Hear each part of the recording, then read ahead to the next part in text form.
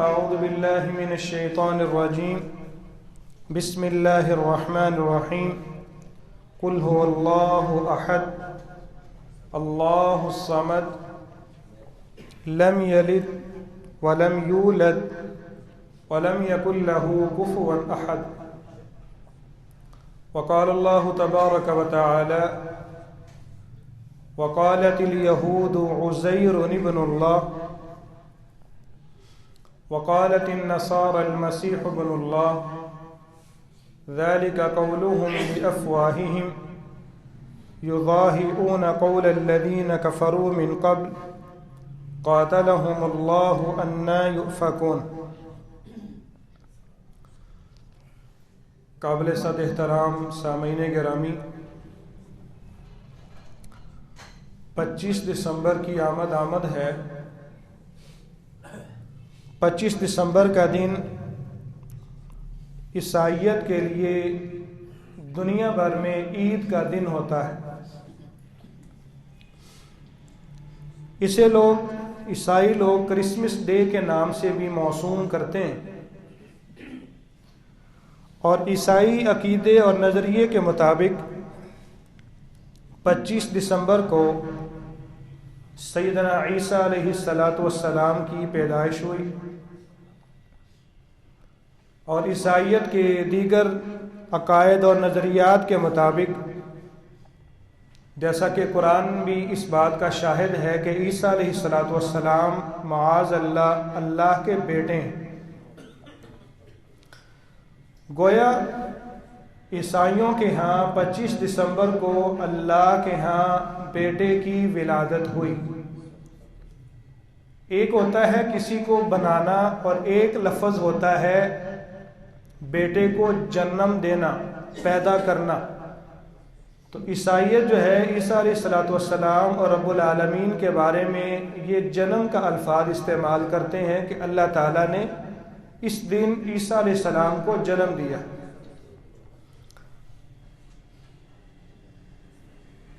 کتنے ہی تعجب کی بات ہے کہ جب ہمیں پتہ چل چکا کہ ان لوگوں کے ایسے عقائد و نظریات ہیں، پھر اس خاص دن کے موقع پر عوام بھی، خاص بھی اور حکمران بھی عیسائیوں کو اس خاص دن پر مبارکبادیں دیتے ہیں۔ شاید جانے میں کسی وقت ہم نے بھی سوشل میڈیا پہ کچھ ایسی پوسٹیں اپلوڈ کر دی ہوں، ہیپی کرسمس کے نام سے، میری کرسمس کے نام سے، اور دیگر جتنے بھی اس طرح کے الفاظ استعمال کیے جاتے ہیں۔ ایک بندہ مسلم کی یہ غیرت گوارا نہیں کرتی کہ وہ آپ کے سامنے آپ کے رب کو گالی دے، اور پھر ہم اپنے آپ کو مسلمان بھی کہلوائیں، آقا کریم صلی اللہ علیہ وآلہ وسلم کا امتی بھی کہلائیں، اور پھر ایسے لوگوں کو مبارکبادیں بھی دیں، ان کو تحفے تحائف بھی دیں جو ہمارے رب کو، ہمارے خالق و مالک کو گالیاں دیتے ہیں۔ قرآن مجید میں رب تعالیٰ فرماتے ہیں قل هو اللہ احد، پیارے نبی فرما دیجئے کہ اللہ ایک ہے، اللہ الصمد، اللہ بے نیاز ہے، وہ کسی کا محتاج نہیں ہے، لم یلد ولم یولد، نہ تو اللہ کی اپنی کوئی اولاد ہے، نہ رب تعالیٰ نے اللہ خود کسی کی اولاد ہے۔ اس سورہ مبارکہ میں اللہ تعالیٰ نے ایسے لوگوں کا اور ایسے عیسائیوں کا رد فرما دیا جو عیسیٰ علیہ السلام کو اللہ کا بیٹا مانتے ہیں، اور اب تعالیٰ نے ان یہودیوں کا بھی رد کر دیا جو عزیر علیہ السلام کو اللہ کا بیٹا مانتے ہیں۔ مشرکین عرب کا اللہ نے رد کر دیا جو فرشتوں کو اللہ کی بیٹیاں سمجھتے تھے، اور بعض فلاسفہ کا بھی اللہ تعالیٰ نے اس سورہ مبارکہ کے ذریعے سے رد کر دیا جن کا کہنا ہے کہ اللہ تعالیٰ سے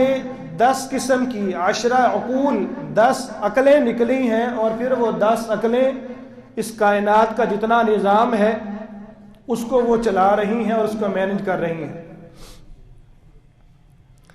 اس سورہ مبارکہ میں اللہ تعالیٰ نے موجودہ دور کے ہندوؤں کا بھی رد کر دیا، جنہوں نے کروڑوں کی تعداد میں مخلوق کو ہی خالق کا درجہ دے رکھا ہے۔ اور پھر آج کے دور کے ان مسلمانوں کا بھی اللہ تعالیٰ نے اس سورہ مبارکہ میں رد کر دیا جو کہتے ہیں کہ نبی کریم صلی اللہ علیہ وآلہ وسلم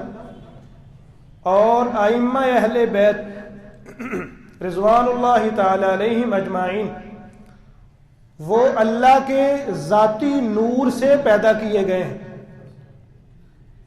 ان تمام قسم کے کفریہ اور شرکیہ عقائد اور نظریات کا رب تعالیٰ نے ایک ہی آیت میں، ایک ہی لائن کی سورہ مبارکہ میں سبھی ادیان باطلہ کی اللہ نے تردید فرما دی۔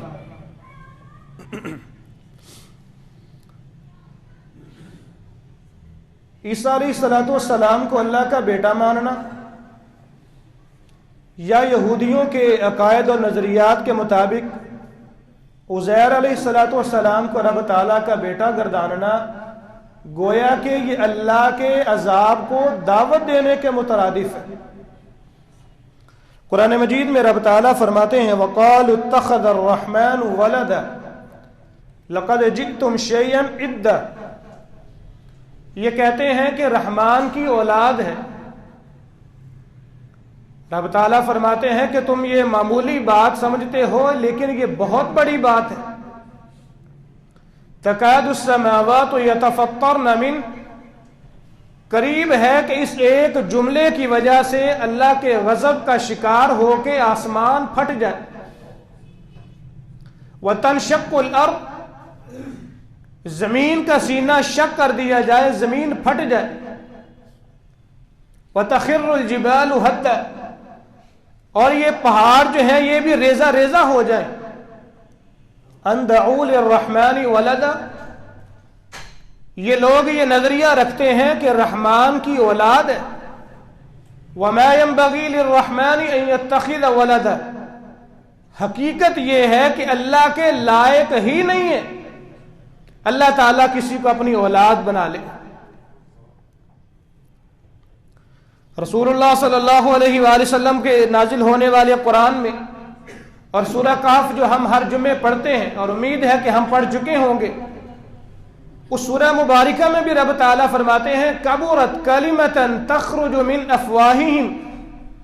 یہ جو ان کے منہوں سے باتیں نکلتی ہیں یہ بہت بڑی بات ہے۔ ان یقولون الا کذبا، لیکن حقیقت یہ ہے کہ یہ سچ نہیں بولتے بلکہ جھوٹ بکتے ہیں۔ رسول اللہ صلی اللہ علیہ وآلہ وسلم نے فرمایا، جناب ابو موسیٰ اشعری رضی اللہ تعالیٰ عنہ بیان کرتے ہیں، سورہ مریم کی آپ نے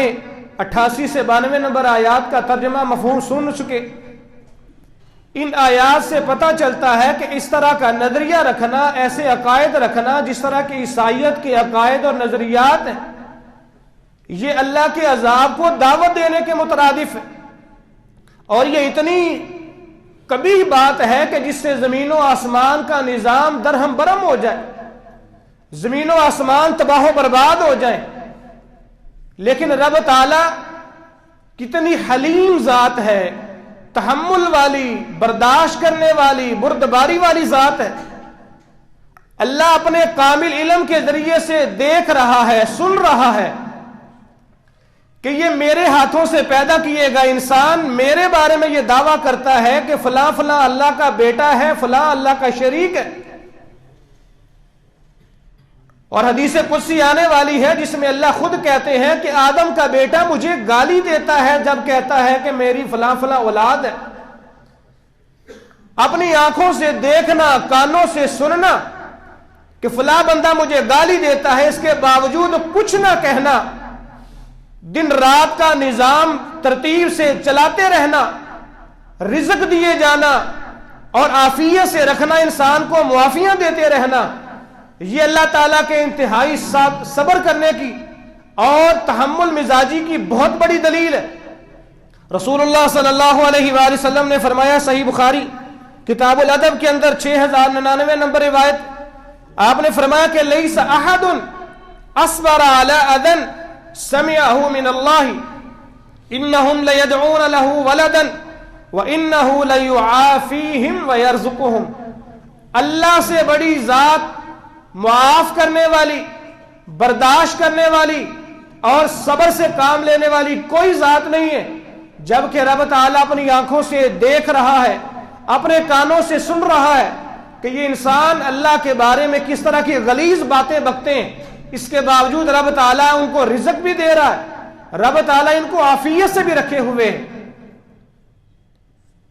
تو کیا خیال ہے ہمارا جن لوگوں کے اس طرح کے عقائد ہیں اور مذموم نظریات ہیں، جاننے کے باوجود بھی ہمارے ان کے ساتھ جو ہے وہ قلبی رجحان پیدا ہو جائے، قلبی دلی میلان اور تعلقات پیدا ہو جائے، اسلام اس بات کی اجازت نہیں دیتا۔ اور ایسا عقیدہ رکھنا، جو لوگ یہ عقیدہ نظریہ رکھتے ہیں کہ عیسیٰ علیہ السلام اللہ کے بیٹے ہیں، سیدہ مریم معاذ اللہ اللہ کی بیوی، اس طرح کا عقیدہ رکھنے والے عیسائیوں کے ساتھ اللہ تعالیٰ نے جہاد کرنے کا حکم دیا۔ فرمایا قاتل الذین لا یؤمنون باللہ، یہ لوگ اللہ پر ایمان نہیں رکھتے، ان کے ساتھ قتال کرو، نہ آخرت کے دن پر ایمان رکھتے، نہ اللہ کی حرام کردہ چیزوں کو حرام خیال کرتے، نہ دین حق کو تصور کرتے ہیں، نہ اس پر ایمان لاتے۔ یہودی کہتے ہیں کہ عزیر اللہ کے بیٹے، عیسائی کہتے ہیں کہ جناب عیسیٰ علیہ السلام رب تعالیٰ کے بیٹے۔ فرمایا ذالک قولہم بافواہہم، یہ اصل میں ان کے منہ کی باتیں، قاتلہم اللہ، اللہ ان کے ٹکڑے کرے، ان کو ہلاک کرے، انا یوفکون، یہ کیسے کیسے جھوٹ رب تعالیٰ پہ بکتے۔ عیسائی اگر دعویٰ کرے کہ عیسیٰ علیہ السلام اللہ کے بیٹے، اللہ ان کے ٹوٹے کر دے۔ یہودی اگر دعویٰ کرے کہ عزیر علیہ السلام اللہ کے بیٹے، قرآن کے الفاظ میں رب ان کو برباد کر دے۔ اگر آج کا مسلمان اپنے آپ کو جنتی بھی خیال کرتا ہے اور حب اہل بیت کا دعوے دار بھی ہے، اور یہ کہتا ہے کہ میٹھا میٹھا مدینے کے بڑے اعلیٰ بھی گاتا ہے، اس کے باوجود اگر وہ کہتا ہے اللہ کے رسول صلی اللہ علیہ وآلہ وسلم محمد کریم رب تعالیٰ کے نور سے ایک نور ہے، تو اس کی بات میں اور عیسائیوں اور یہودیوں کے عقیدے اور نظریے میں کیا فرق رہتا ہے؟ اگر وہ اس طرح کا نظریہ رکھے تو رب تعالیٰ ان کو برباد کرنے کی بات کرے۔ اگر آج کا مسلمان نبی علیہ الصلوۃ والسلام کو نور من نور اللہ سمجھتا ہے، آپ سمجھ سکتے ہیں کہ اس کے بارے میں قرآن کا کیسا فیصلہ ہو سکتا ہے۔ ہمیں ایسے عقائد سے توبہ طائب ہونا چاہیے۔ اللہ تعالیٰ کا بیٹا ماننا، عزیر علیہ السلام کو، عیسیٰ علیہ السلام کو یا اللہ کے نبی کو نور من نور اللہ کہنا، اللہ کے نور کا نور سمجھنا، یہ گویا کہ رب تعالیٰ کو گالی دینے کے مترادف ہے۔ حدیث قدسی ہے، جناب ابو ہریرہ بیان کرتے ہیں، صحیح بخاری کے اندر کتاب التفسیر میں 4690 نمبر روایت ہے۔ آپ نے فرمایا، رب تعالیٰ خود فرماتے ہیں، کذبنی ابن آدم، آدم کا بیٹا میری تکذیب کرتا ہے، مجھے جھٹلاتا ہے، ولم یکن لہ ذلک، حالانکہ اس کے لیے لائق نہیں ہے کہ یہ اپنے خالق کی تکذیب کرے، وشتمنی، یہ آدم کا بیٹا مجھے گالیاں دیتا ہے، ولم یکن لہ ذلک، حالانکہ اس کے لیے ضائع نہیں ہے، اس کے لائق نہیں ہے کہ اپنے خالق کو گالیاں دے۔ رب تعالیٰ نے خود فرما دیا، فَأَمَّا تَكْذِيبُهُ إِيَّايَ، اس کا مجھے جھٹلانا، گویا کہ جب یہ بات کہتا ہے لَن يُعِيدَنِي كَمَا بَدَأَنِي، جیسے اللہ تعالیٰ نے مجھے ابھی پیدا کر لیا، مرنے کے بعد رب تعالیٰ دوبارہ مجھے زندہ کھڑا کر کے اپنے سامنے پیش نہیں کر سکیں گے۔ وَلَيْسَ أَوَّلُ الْخَلْقِ بِأَهْوَنَ عَلَيَّ، حالانکہ پہلی دفعہ پیدا کرنا انسان کے لیے مشکل ہوتا ہے۔ جب خالق و مالک نے پہلی دفعہ انسان کو بغیر کسی مشقت کے پیدا کر دیا، اب تو اس کا ڈھانچہ موجود ہے، دوسری دفعہ اس کو پیدا کرنے میں رب تعالیٰ کو کوئی دقت کا سامنا نہیں کرنا پڑے گا۔ اور فرمایا وَأَمَّا شَتْمُهُ، انسان کا مجھے گالی دینا یہ ہے جب یہ کہتا کہ اتخذ اللہ ولدا، فلاں فلاں اللہ کی اولاد ہے، وَأَنَا الْأَحَدُ الصَّمَدُ، حالانکہ حقیقت یہ ہے کہ میں واحد ذات ہوں، بے نیاز ہوں، میں خود کسی کی اولاد نہیں، نہ آگے میری کوئی اولاد ہے۔ چاہے کوئی شخص فرشتوں کو اللہ کی بیٹیاں کہے، چاہے کوئی شخص محمد کریم صلی اللہ علیہ وآلہ وسلم کو نور من نور اللہ کہے، چاہے کوئی عیسائی اٹھے اور کہے کہ عیسیٰ علیہ السلام اللہ کے بیٹے، چاہے کوئی یہودی سر اٹھائے اور کہے کہ عزیر علیہ السلام اللہ کے بیٹے، رب تعالیٰ کہتے ہیں کہ یہ سارے کے سارے برباد ہو جائیں، ہلاک ہو جائیں۔ حقیقت یہ ہے کہ میں واحد ذات ہوں، میں بے نیاز ہوں، میں کسی کی اولاد نہیں، نہ میری کوئی اولاد ہے۔ اس میں بہت بڑا چیلنج میرے اور آپ کے ایمان کے لیے بھی ہے۔ قرآن میں اللہ کہتے ہیں میری کوئی اولاد نہیں، میرے نور کا کوئی حصہ نہیں ہے۔ میری مسجد و منبر و محراب میں کھڑا ہو کے میری مسجد کا امام اور خطیب مجھے یہ کہے کہ نبی علیہ الصلوۃ والسلام اللہ کا نور ہے، فلاں فلاں جو اہل بیت اطہار ہیں وہ اللہ کے نور کا ذاتی حصہ ہے، آپ کو سمجھ لینا چاہیے کہ قرآن سچا ہے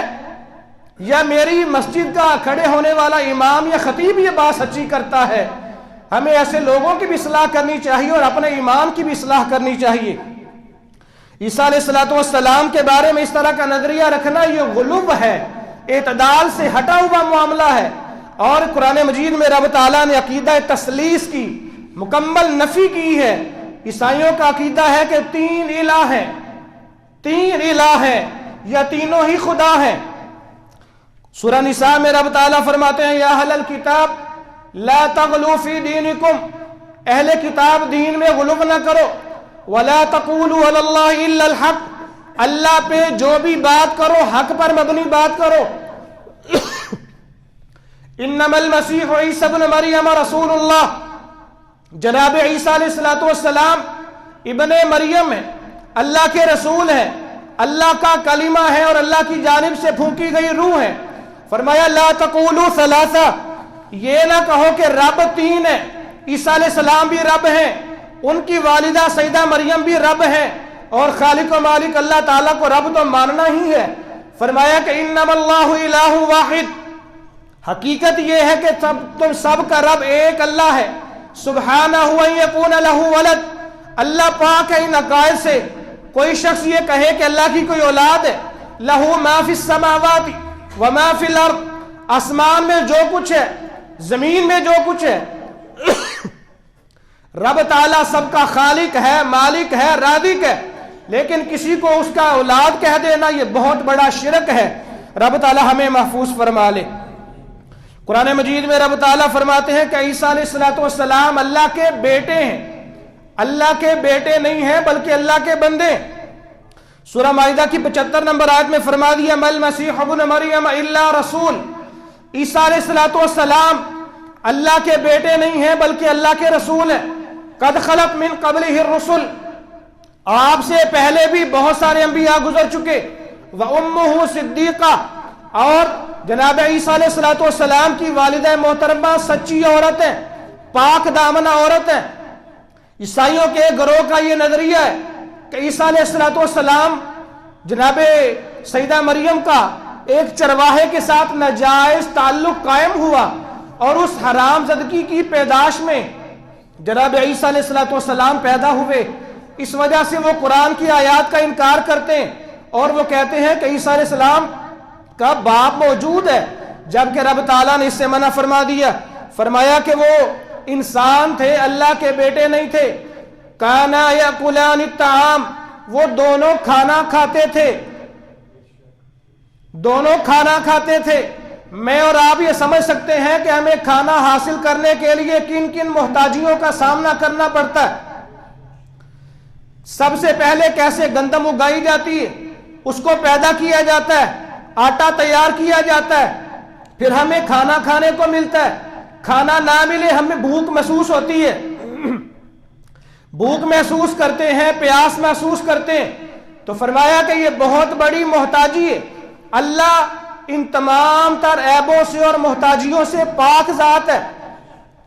عیسیٰ علیہ السلام اور ان کی والدہ کو وہ تمام حاجات لاحق تھی جو ایک عام انسان کو ضروریات پیش ہوتی ہیں۔ جیسے کہ انسان کھاتا پیتا ہے، نہ کھائے پیے بھوک اور پیاس محسوس کرتا ہے، ایسے ہی عیسیٰ علیہ السلام بھی کھاتے پیتے تھے اور ان کی والدہ بھی کھاتی پیتی تھی۔ اگر وہ الہ ہوتے اللہ کے بیٹے ہوتے اور سیدہ مریم اگر اللہ کی بیوی ہوتی اور اللہ کے نور سے ہوتی تو پھر ان کو بھوک نہ لگتی، وہ کھاتے پیتے نہ۔ بلکہ دوسری جگہ پہ رب تعالیٰ نے ایک اور بھی دلیل دے کے فرما دیا، ان مثل عیسیٰ عند اللہ کمثل آدم، عیسیٰ علیہ السلام کی مثال اللہ کے ہاں سیدنا آدم علیہ السلام جیسی ہے۔ خلقہ من تراب، آدم علیہ السلام کو اللہ نے بغیر باپ کے بغیر ماں کے مٹی سے پیدا کر دیا،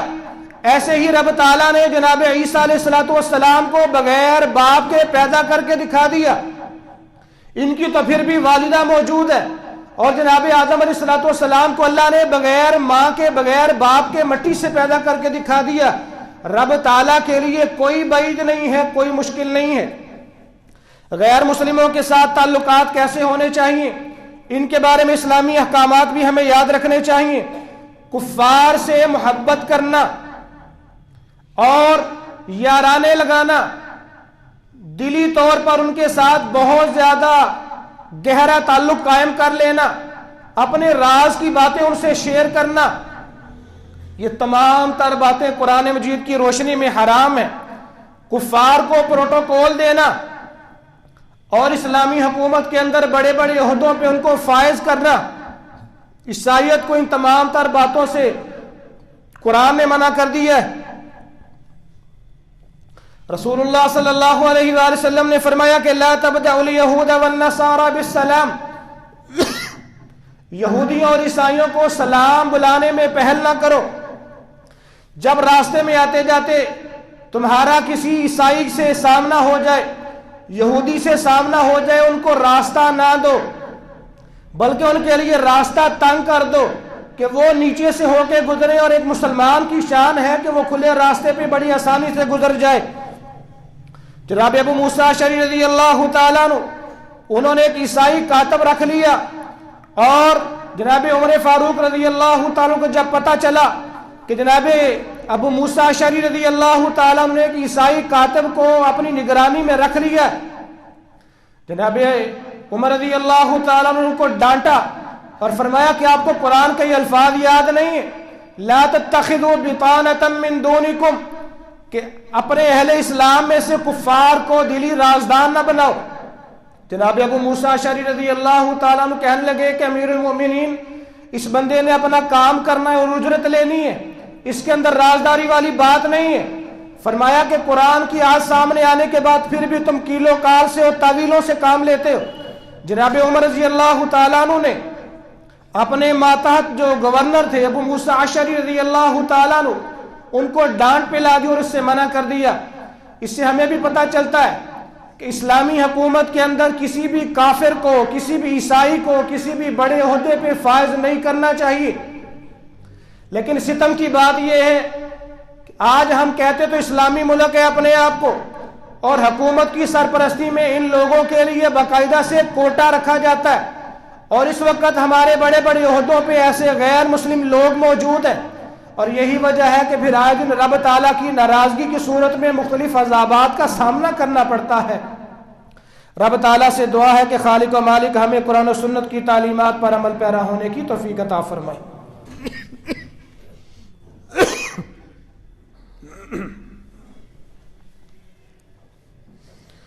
ان الحمد للہ نحمده ونستعینه ونستغفره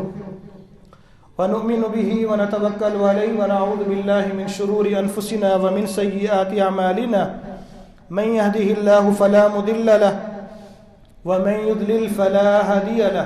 ونشهد ان لا اله الا الله وحده لا شريك له،